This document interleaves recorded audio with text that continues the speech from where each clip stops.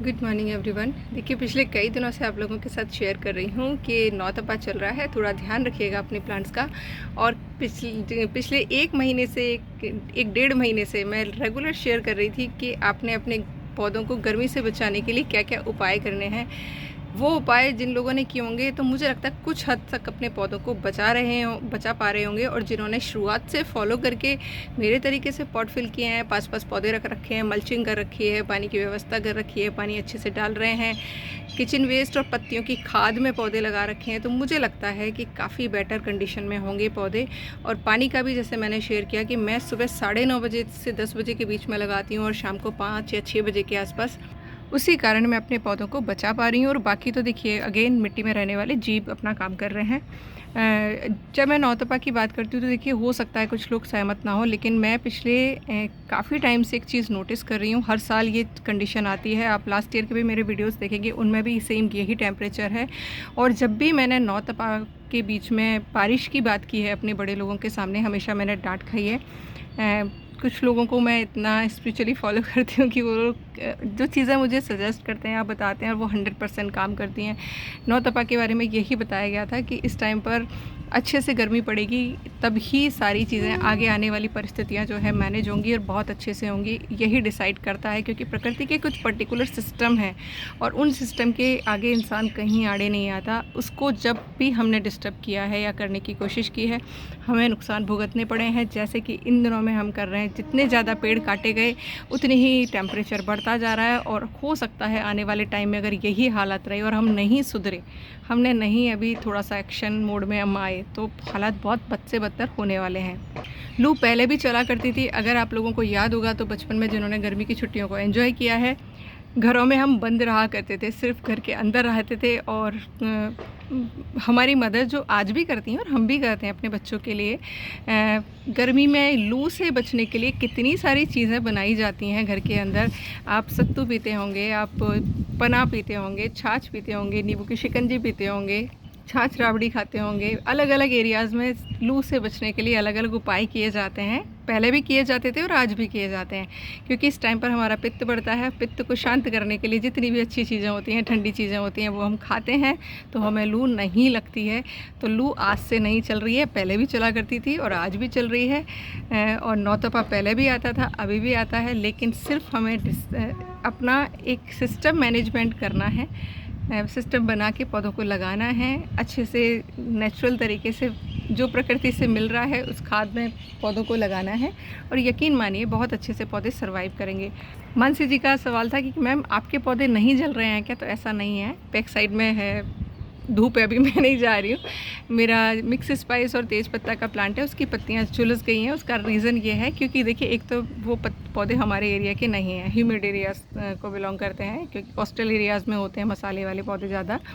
लेकिन हमने यहाँ लगा रखे हैं। और मेरे क्या पौधे सामने की साइड है, दिख रहा हो आपको जला हुआ, देखिए पत्तियाँ इसकी, ये देखिए बर्न, क्योंकि ये पेड़ सा बन गया था। मैंने अभी इसकी प्रूनिंग कर दी है, सॉफ्ट प्रूनिंग। इसकी पत्तियाँ ऊपर से सारी तोड़ के रख ली हैं। और तेज़ पत्ता दोनों ही हाल ऐसा हो गया था, क्योंकि मिक्स स्पाइस बहुत बड़ा हो गया है। और तेज़ पत्ते के पौधे में ऑलरेडी आप देख रहे हैं मेरा विंका का पौधा लगा हुआ है, जो कि बहुत बड़ा हो रहा है। तो मिट्टी थोड़ी कम है, पौधा बड़ा है, तो मिट्टी सूख जाती है, तो नेचुरल है, पानी की कमी के कारण ये पत्तियाँ झुलस जाती हैं। बाकी जिन पौधों में मैंने पत्तियों की खाद भर भर के पौधे लगा रखे हैं, वो चाहे कॉलियस है, चाहे वो आम का पौधा है, चाहे कड़ी पत्ता है, चाहे सहजन है, चाहे मोरिंग, जो भी गुड़हल वगैरह हैं, उनका पानी का मैनेजमेंट बहुत अच्छा हो रहा है। क्योंकि नीचे जो पत्तियां भरी हुई हैं वो जो हैं डिकम्पोज्ड भी हो रही हैं, और साथ ही साथ पानी को होल्ड करके रखती हैं, पौधों को भरपूर मात्रा में पानी देती हैं। और अगर पौधे के पास पानी रहेगा पर्याप्त मात्रा में, तो वो धूप से बहुत ज़्यादा ख़राब नहीं होते हैं।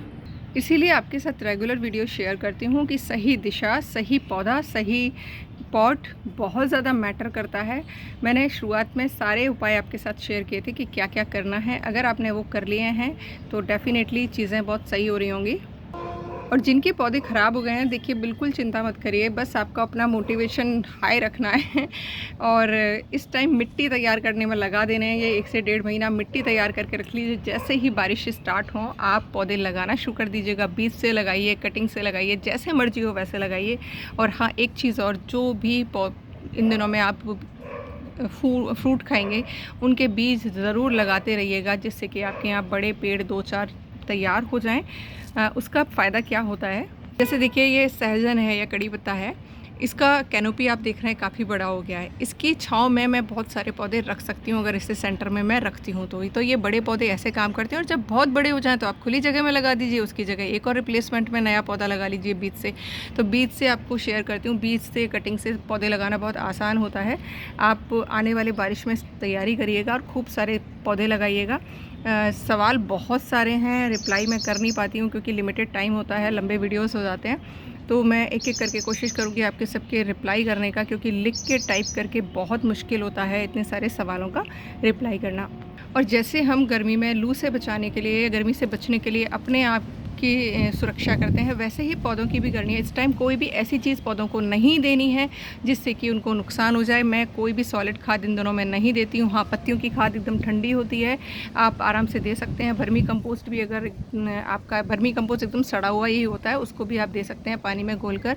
मैं देखिए रेगुलर, आपने देखा है मेरी एक बकेट में सारा पील्स जो है घुला हुआ रहता है, उसी का एक मग मैं पूरे 20 लीटर की बकेट में डालती हूँ और सभी पौधों को पिला देती हूँ। रेगुलर वही चल रहा है, इसके अलावा मैं कोई खाद एसएच नहीं दे रही हूँ। एक मैं बायो एंजाइम का स्प्रे करती हूँ 7 से 15 दिन में, जो मैंने सीखा है पूर्णिमासी और अमावस पे, जिससे कि पौधों में पेस्ट अटैक ना हो। तो बस यही है छोटे छोटे उपाय जो कि मैं अपना रही हूँ अपने टेरेस को ग्रीन रखने में। और पानी दोनों टाइम लगाती हूँ, आपको जैसे पता है, पत्तों को नहला भी देती हूँ, स्प्रे करती हूँ पूरे पौधों को। और डेली प्रकृति माँ का धन्यवाद करती हूँ कि मेरे पौधों की सुरक्षा कर रही हैं वो खुद ही, और मिट्टी में रहने वाले जीवों का धन्यवाद करती हूँ कि वो पौधों को हेल्दी बनाए हुए हैं। बस कुछ दिन और तसल्ली रखिए, तैयारी कर लीजिए, खूब सारे पौधे लगाएंगे। नहीं लगाया तो हाल क्या होने वाला है ये हम समझ सकते हैं। तो प्लीज़ थोड़ा थोड़ा सभी के साथ मिलकर हम प्रयास करेंगे, तभी हम कुछ कर पाएंगे अपने आप को बचाने के लिए, अपने आने वाली पीढ़ियों को बचाने के लिए। Thank you for watching.